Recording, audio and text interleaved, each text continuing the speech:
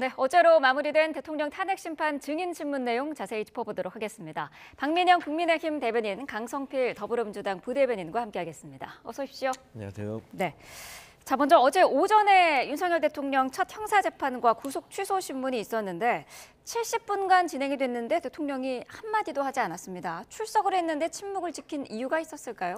그러니까 이제 형사재판의 첫 공판이 이루어진 상황 아니겠습니까? 네. 이제 형사재판의 초입 단계에 불과한 상황이기 때문에 사실상 이 헌법재판소에서 이루어지는 대통령 탄핵 심판보다는 좀 시급성이 떨어진다. 일단 이 부분이 하나 있는 것이고요. 또한 지금 이 헌법재판소가 이 대통령의 방어권을 충분히 보장하지 않고 강강강으로만 이 재판을 이어가고 있다라는 비판들이 일고 있지 않습니까? 네. 실제 어제 윤석열 대통령이 10차 변론기일 뿐만 아니라 이 대통령의 구속 취소 적부심에도 참석을 했고요. 또한 어제 이 형사재판에도 또다시 출석을 한 상황이기 때문에 구속이 된 상태에서 하루에 3개의 재판을 소화를 한 것입니다. 이에 대해서 헌법재판소에 변론기일을 미뤄달라, 한 달도 아니고 5일만 미뤄달라라고 요청을 했는데도 불구하고 문영배 재판관, 이제 그 헌법재판소 소장 대행이죠. 소장 대행이 1시간을 미뤄주겠다. 라고 사실상 저는 조롱을 한 것이라고 생각을 하거든요. 그러니까 이런 상황들에 대해서 나름대로의 항의 표시를 한 것으로도 볼 수 있을 것 같습니다. 네, 사법부에 대한 항의 표시다라고 언급을 해주셨는데 어떻게 보셨나요? 네, 헌법재판소에서 지금 진행하고 있는 탄핵 심판에 대해서 어떤 항의 차원에서 묵비권을 행사하는 거하고 그 형사재판에서 대답을 아무 말도 안 하신 거하고 무슨 상관이 있죠? 제가 봤을 때는 이 탄핵 심판 같은 경우는 징계 절차와 비슷한 거잖아요. 그래서 작은 어떤 위법성 정도는 발견이 된다고 하더라도 거기에 대해서 파면에 이를 정도가 아니면 사실상 의미가 없습니다. 하지만 형사재판은 성격이 다른 것입니다. 작은 혐의라도 유죄로 소명이 되면 거기에 맞게 양형이 결정되고 법적 책임을 져야 되기 때문에 윤석열 대통령으로서는 검사를 오래 했기 때문에 이러한 것들을 잘 알고 계실 겁니다.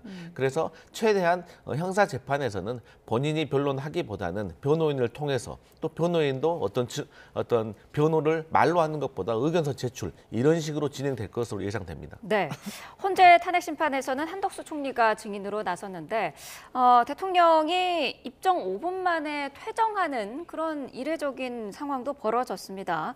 국무총리와 같은 심판정에 앉아 있는 모습이 국가 위상에 좋지 않다라고 판단을 했다는 건데 어떤 의견이신가요? 그러니까 잠깐 5분 동안 그 5분만 듣고 이석을 했다가 다시 홍장원 차장이 증언할 때부터는 제 입장을 하시지 않았습니까?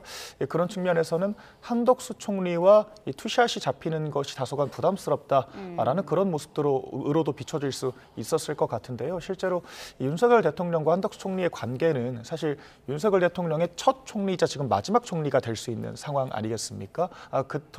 그럴 정도로 동거동락을 하면서 3년 동안 많은 정책과 내치와 외치를 함께 공유했던 그런 관계라고 할 수 있을 것 같습니다. 그런데 사실 이 비상계엄이라는 이런 안타까운 사태에 휘말려서 한덕수 총리 역시 탄핵 심판까지 받고 있는 상황이기 때문에 다소간 복잡한 그런 감정들이 밀려왔을 것이라고 저는 개인적으로 좀 생각을 해보고요. 그래서 그런 불편한 감정의 발로로 좀 잠깐 자리를 이석하신 것이 아닌가 이런 생각이 들고 또한 이 변호인단의 이야기처럼 이 헌법재판이 이제 모든 과정이 이 대중의 중계가 되는 상황 아니겠습니까? 그런데 우리나라 의전서열 1위, 2위라고 할 수 있는 대통령과 국무총리가 이 피청구인 측과 이 증인석에 앉아서 이렇게 좀 대담을 나누는 것 자체가 좀 대외적으로도 부적절하게 비칠 수 있기 때문에 부득이 이런 판단을 하신 게 아닌가 예상을 해봅니다. 네, 말씀하실 부분이 있을 것 같은데요. 네, 저는 박민영 대변인 말에 거의 대부분 동의하고요. 추가적으로 말씀을 드린다면 어쨌든 간에 한덕수 국무총리가 윤석열 대통령보다 훨씬 연배가 많잖아요.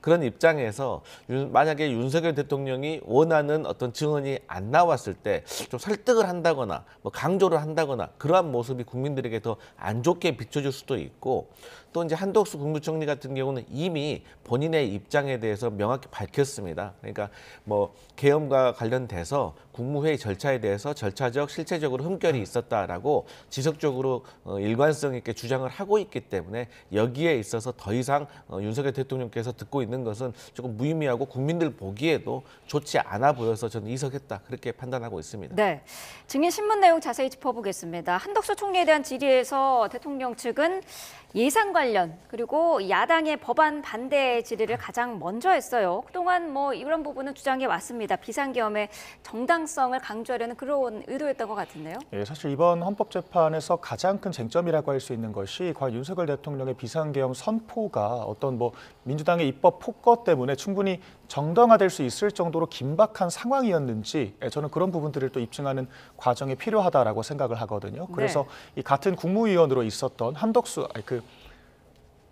이상민 장관도 변론기일에 참석해서 같은 맥락에서 이 행정부가 느꼈던 애로사항들을 이야기하지 않았습니까? 네. 그런 측면에서 한덕수 총리 같은 경우에는 또 내각의 수장으로서 어떤 그 야당의 예산 삭감이라든지 그 국무위원들 거느리고 있는 국무위원들이 줄탄핵을 당하는 상황에서 가장 큰 애로사항을 몸으로 느꼈을 그런 위치에 있는 사람이거든요. 그런 측면에서 어제도 이 민주당의 예비비 삭감에 의해서 유사 상황에 대처하기 어려웠던 점들과 행정부가 실질적으로 작동하기 어려웠던 그런 사례들을 좀 다양한 이야기들을 통해서 풀어내 주셨던 것으로 보이고요. 네. 그러니까 이에 대해서도 이 윤 대통령에 대해서도 어떤 국정에서의 그런 고뇌와 그런 중압감에 대해서 이해를 한다라는 취지로 이야기를 함으로써 이 비상계엄 선포에 어떤 문제의식에 대해서 공유를 하고 있다라는 뜻을 밝힌 것으로 보입니다. 네, 다수의 일방적 폭주는 민주주의의 기본은 아니다라는 답변도 했습니다. 어떻게 들으셨나요?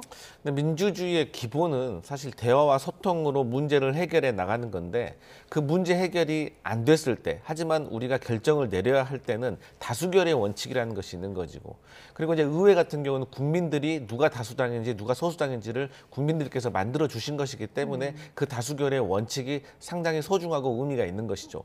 그런 차원에서 봤을 때 야당으로서는 국민들의 민심을 받들어서 야당으로서의 견제라는 역할을 한 것이고요. 또 그 견제가 어쩔 때는 과도할 수도 있다고 할지언정 그런다고 해서 예산을 삭감했다느니 탄핵을 했다느니 그런 이유가 비상계엄을 선포할 수 있는 합법적인 이유가 될 수는 없는 것입니다. 그것은 한덕수 국무총리도 이미 알고 있고 윤석열 대통령 측도 알고 있습니다. 추가적으로 말씀드리면 예산이 많이 삭감됐다고 하는데 그럼에도 불구하고 왜 그럼 경제수석하고 예산 삭감에 대해서는 대통령께서 한 번도 협의를 안 하셨던 건지 사실 거기에 대해서 많은 의문이 있는 것입니다. 그리고 편성되지도 않은 예산에 대해서 삭감됐다고 주장하는 것도 말이 맞지가 않다고 생각을 하고요. 어쨌든 간에 결국에는 그러한 어떤 예산과 어떤 탄핵 문제가 다시 한번 말씀드리지만 비상계엄을 선포할 수 있는 합법적인 이유가 되지는 않는다. 말씀드리겠습니다. 네, 계엄 전에 있었던 국무회의가 이제 절차적인 문제에 대한 질의도 이뤄졌는데 통상적인 회의가 아니었다라고 이제 한덕수 총리는 얘기를 하면서도 이거를 개인이 판단하는 것은 맞지 않다 이렇게 약간 애매모호한 입장을 취했거든요. 여기에 대해서는 어떤 입장이신가요? 이제 뭐 듣기에 따라 다를 수는 있지만 저는 한덕수 국무총리가 명쾌하게 말을 했다고 생각을 합니다. 네. 그러니까 본인께서 말씀하시잖아요. 절차적, 실체적으로 흠결이 있다. 그 이유가 무엇입니까? 이 국무회의가 윤석열 정부에서 한두 번 열린 게 아니라 50차례 이상 열렸잖아요. 그러면 50차례 이상 열렸을 때 했던 의식이나 어떤 절차가 있었을 것입니다. 그런데도 불구하고 거기에 대해서 실체적으로 요건을 갖추지 못했다는 것이죠.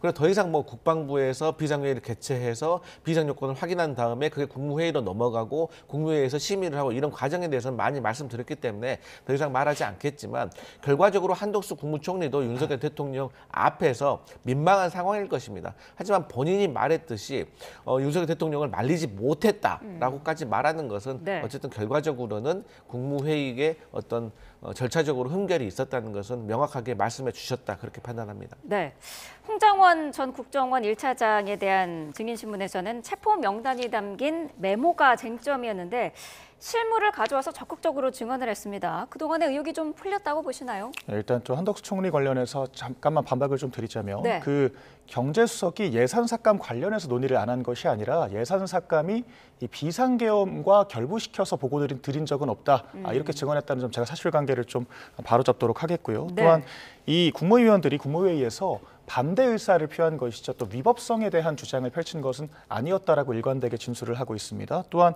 이 비상계엄 선포 관련해서 이 국무회의를 소집해야 한다라고 되어 있지 국무위원들의 동의를 얻어야 한다라고 되어 있지는 않거든요. 최종 선포권은 대통령에게 있기 때문에 국무회의를 소집했다라고 하면 절차상의 하자가 있다라고 보기는 어렵다. 이제 이 말씀을 드리겠습니다. 또한 네. 그 홍장원 전 차장에 대해서는 지금 메모지가 4개를 넘어서 5개까지 되었다라고 지금 비판들이 있는 게 아니겠습니까? 그러니까 본인이 처음에 그 원래 왼손잡이인데 오른손으로 잘못 적어서 제대로 알아보기가 어려운 저 메모가 하나가 있는 것이고 네. 이에 대해서 보좌관에게 지시를 해서 2번째, 3번째 메모가 제작성이 된 것이고요. 정서를 한 것이고 이에 대해서 본인이 가필했다라고 주장하는 그런 메모지를 박선원 의원이 공개를 했었는데 네. 그 근래 언론에 출연해서 또 보여준 증거 자료에 따르면 그 위에도 체포인 명단이 6명 정도가 추가된 듯한 그런 모습들을 보이고 있거든요. 그런데 이 메모라는 것이 그 순간의 그 순간의 지시사항을 정확하게 적시를 해야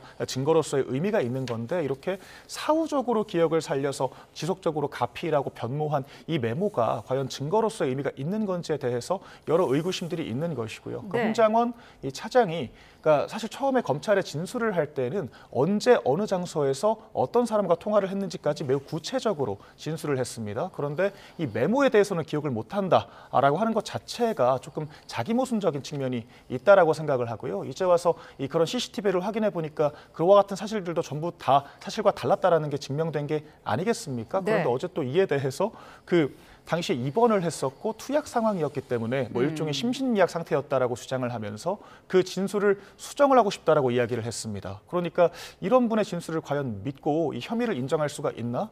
그런 의구심들이 들 수밖에 없을 것 같습니다.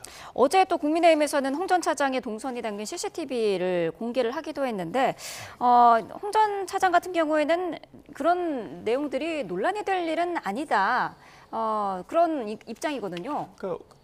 답변을 지금 이 시점에 그걸 왜 공개를 하느냐 뭐 이제 네. 그런 말씀을 하셨더라고요. 그런데 홍장원 차장의 진술의 신빙성을 입증함에 있어서 시기가 중요한가요? 시기를 따진다라고 하면 이 10차 변론 기일에 재차 참석하는 지금 이 시점이 가장 적합하다라고 할 수 있겠죠. 그러니까 홍장원 차장의 이 화법 자체가 좀 다소간 이 정치적으로 횡설수설하는 저는 그런 모습들을 많이 보이고 있다라고 생각을 합니다. 그러니까 네. 본인의 어떤 CCTV와 실제 통화 그 기록이 일치하지 않자 시간은 틀릴 수도 있다. 뭐 이렇게 이야기를 하고 조태용 원장과 제대로 보고를 했는지에 대해서 이견이 발생하자 제대로 보고를 하진 않았을 수 있죠. 뭐 이런 식으로 얘기를 한다든지 그다음 뭐 홍장원 차장이 7차례 제3자를 통해서 청탁을 했다라는 뭐 이제 그런 의혹들이 불거지자 100번 양보해서 사실이라고 하더라도 하면서 말끝을 흐리고 지금 좀 비슷한 양상이라고 생각을 합니다. 네. 동문서답을 하고 있다라는 것이고 이것은 홍장원 차장이 지금 진실을 말하는 것이 아니라 정치를 하고 있다라는 좀 자백이라고 생각합니다. 네, 윤석열 대통령 측에서도 이 명단을 왜 기억해야 되냐, 다른 목적이 있는 거 아니냐 이런 의심도 하더라고요. 그런데 제가 자주 말씀드리지만 지금 홍장원 전 국정원 1차장의 메모가 중요한 게 아닙니다. 중요해 보이는 것이지만 이게 결정적인 게 아닙니다. 중요한 거는 윤석열 대통령이 정치인을 체포하라는 지시를 누군가에게 했냐 안 했느냐가 중요한 겁니다. 만약에 그 지시를 받았던 사람이 홍장원 국정원 제1차장 혼자였다면 이건 상당히 중요한 문제가 되겠죠. 하지만 홍장원 외에도 조지호 경찰청장도 윤석열 대통령에게 6차례 통화를 하면서 포고령 1호에 기반해가지고 국회의원 체포하라는 지시를 받은 거 아니겠습니까? 그리고 100번 양보한다고 하더라도 여인영 방첩 사령관이 어쨌든 간에 홍장원 국정원 1차장에게 정치인들에 대한 위치 추적을 요청을 했잖아요. 이것은 방첩사가 체포를 하기 위해서 돌아다녔다는 증거 아니겠습니까? 그리고 수방사도 만약에 정치인을 체포해가지고 오면 어디에 가둬둘 것인가, 과천 비온 벙커인가 아니면 용인에 있는 미경 군사경찰 대대인가, 이게 다 드러나고 있는데 굳이 뭐 홍장원 차장까지 더해지나 더해지지 않으나 저는 이게 결정적으로 윤석열 대통령의 체포 지시에 대한 큰 영향은 미치지 않는다라고 생각하고 네. 오히려 국민의힘에서는 이 홍장원 차장의 메모와 관련돼서 계속해서 진실 공방을 벌이는 것이 윤석열 대통령이 체포 지시를 했느냐 안 했느냐라는 본질을 흐리는 흐리는 것에 도움이 된다고 해서 이렇게 꼬리가 몸통을 흔드는 격이라고 생각하고 윤석열 대통령께서 인정을 하셨습니다. 뭐라고 하셨냐? 김용현 전 국방부 장관이나 여행현 반처 사령관이 작전통이기 때문에 수사를 잘 모른다. 그래서 이런 행동을 한 것 같은데 이건 잘못됐다라고 사실관계는 인정하셨습니다. 다만 본인이 끝까지 체포 지시를 내렸다고는 인정하지 않았지만 이건 차후 재판관들이 정황적인 요소를 다 종합적으로 판단해서 결정 내릴 것으로 생각합니다. 네, 김건희 여사와 조태현 국정원장이 나눈 것으로 알려지는 문자에 관한 언급도 했는데요. 대국민 담화 이후에 개인 휴대전화를 없애버렸기 때문에 내용이 어떤 건지 나도 궁금하다 이렇게 말한 것으로 전해지고 있어요. 어떻게 들으셨나요?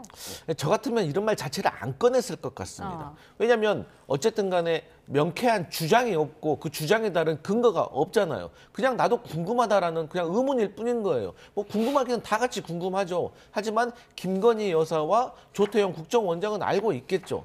그러니까 조태현 국정원장은 홍장원 전 국정원 1차장에게는 AI급의 기억력을 요구하면서 본인은 당시에 일어났던 일에 대해서 그것도 대통령의 배우자한테 문자가 왔는데 본인의 말처럼 그게 이례적인 일도 아닌데 기억이 안 난다라고 말하고 있습니다. 이거 국민들이 어떻게 생각하겠습니까? 그렇기 때문에 여기에 대해서는 나중에 형사재판에서 좀 가려질 거라고 생각합니다. 네, 첨언하실 내용 있으실까요? 네, 사실 뭐 AI처럼 답변하다가 이제 와서 그 심신미약을 주장하면서 횡설설하는 쪽은 바로 홍장원 차장이다. 그리고 민주당 측에서 박선원 의원이 그 메모를 핵심적인 증거라고 공개를 했지 않습니까? 그런데 이제 와서 그 증거가 기각될 것으로 보이자 핵심적인 증거가 아니다. 이런 주장 자체가 좀 민주당의 자기모순적인 주장이다라고 생각을 하고요. 또한 이 조지호 청장의 주장도 검찰 조서에 적시된 물증이 아닌 그저 일방적인 주장에 불과하기 때문에 그것만으로는 혐의를 단정할 수가 없다. 이 말씀을 분명히 드리겠고 또 네. 홍장원 차장이 체포조 명단도 대통령으로부터 들은 것이 아니라 여인영 사령관에게 본인이 직접 전화해서 작성을 했다라고 이야기를 하고 있습니다. 또 그 사유가 아니 뭐 미친 뭐라고 할 정도로 이 어떤 지시를 불이행한다라고 강력하게 이야기를 했으면서 왜 굳이 여인영 사령관에게 전화까지 했냐라고 묻자 그저 궁금증이었다라고 이야기를 하고 있거든요. 네. 그러니까 그냥 저는 본인이 해임당한 것에 대한 보복성 폭로전을 지금 하고 있다라는 생각이 들고 이 아까 잡아들이라고 한 대상 역시 제가 재차 말씀드렸지만 대통령이 대공수사권을 돌려주겠다라고 언급을 하면서 그런 얘기를 한 것이기 때문에 국회의원이 아니라 간첩 수사를 원활하게 해라. 이 얘기를 한 것이고 대통령도 직접 이야기를 하지 않았습니까? 만약에 국회의원 체포를 이야기한 거라면 체포 능력이 있는 곳에 이야기를 하지 왜 국정원의 원장도 아니고 차장에게 이런 이야기를 하겠느냐? 저는 이런 주장에 대해서 훨씬 신빙성이 있다라고 생각을 합니다. 네, 마지막 증인으로 조지호 경찰청장이 나왔는데 지난 9차 변론에서 국회 측이 공개한 검찰 진술 조서 내용에 대한 질문이 있었습니다. 윤 대통령이 6차례나 전화하면서 국회의원 체포를 지시했다라는 부분이었는데 여기에 대해서 답변을 하지 않았어요. 근데 그럼에도 불구하고 검찰 조서에는 사실대로 진술했느냐라는 질문에는 그렇다라고 답변을 하더라고요. 그러니까 사실상 모든 어떤 진술에 있어서 인정을 한 것입니다. 그러니까 다시 말씀드리지만 조지호 경찰청장이 비상계엄 당일날 비상계엄이 있기 3시간 반 전에 김봉식 전 서울경찰청장과 함께 대통령 안가로 가서 대통령에게 문건을 받습니다. 그 문건에는 언론사라든지 아니면 여론조사 꽃과 관련된 어떤 체포 지시 이런 것들이 담겨 있었던 것이고 네. 결과적으로 국회의원 6번의 전화를 받으면서 대통령에게 국회의원을 체포해라라는 지시를 받았고 그것은 불법이다라는 말을 들었습니다. 또 추가적으로 중요한 부분이 계엄이 해제가 됐습니다. 윤석열 대통령께서는 국회에서 계엄을 해제하자마자 출입을 원활하게 통제하지 않았다라는 식으로 주장을 하셨는데 조지호 경찰청장의 증언대로 따른다고 하면 계엄이 해제된 이후에 2차례의 통화가 더 있었는데 그 통화에서도 윤석열 대통령은 조지호 경찰청장에게 국회를 봉쇄를 해제하라라는 지시를 하지 않았다는 것입니다. 그러니까 조지호 경찰청장이 말하는 국회 통제를 해제한 것은 네. 현장에서 경찰들이 아니 국회에서 계엄이 해제된데 우리가 계속 출입을 통제하는 것이 맞느냐라는 어떤 논란이 있었기 때문에 거기에 대해서 해제를 한 것이라고 말하고 있기 때문에 결국에는 윤석열 대통령께서 빨리 끝날 계엄이다. 질서 유지를 하기 위해서 병력을 투입했다. 그리고 경찰이 국회의원의 출입을 막지 않았다. 있다라는 것은 조금 신빙성이 없는 것으로 판단됩니다. 네.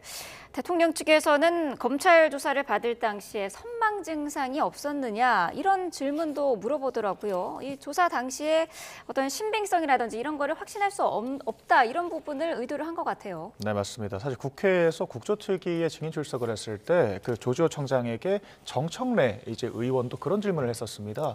체포 지시를 받았다라고 하면 왜 체포 지시를 이행하지 않았느냐. 그러니까 실질적으로 조지호 청장이 주장을 하고 있지만 그런 것들이 구현된 바가 없다. 전 이 부분이 핵심이다라고 생각을 하고요. 어제도 진술이 조금 바뀌는 부분들이 있었습니다. 그러니까 실제로 통화 목록은 6차례가 아니라 2차례다. 자신의 기억으로는 한 차례로 기억을 하고 있다. 이렇게 이야기를 했고요. 대통령의 통화가 질책성이 아니라 신속하게 잘 끝났다라고 이야기를 했다. 이렇게 또 주장을 했습니다. 그렇기 네. 때문에 이 검찰 조서와는 다른 부분들이 있었기 때문에 이에 대한 추가적인 검증이 필요할 것으로 보이고요. 말씀하신 선망 증상을 이야기한 것도 조지호 청장이 지금 건강이 굉장히 안 좋은 상황이지 않습니까? 네. 그렇기 때문에 검찰에 10차례 조사에 응했는데 그중에 8차례를 병원에서 누워서 진행을 했다라고 합니다. 사실상 홍장원 차장은 잘 모르겠지만 조지호 청장은 분명한 심신미약 상태가 있었던 걸로 보이거든요. 그렇기 때문에 당시에 나왔던 진술들을 100% 신뢰할 수 있겠느냐? 라고 했을 때 그렇지 않은 측면이 있다라는 것을 윤 대통령의 변호인 측에선 주장을 했던 것으로 보입니다. 네, 헌재가 이제 다음 주 최후 변론을 듣고 재판을 마무리 짓기로 했습니다.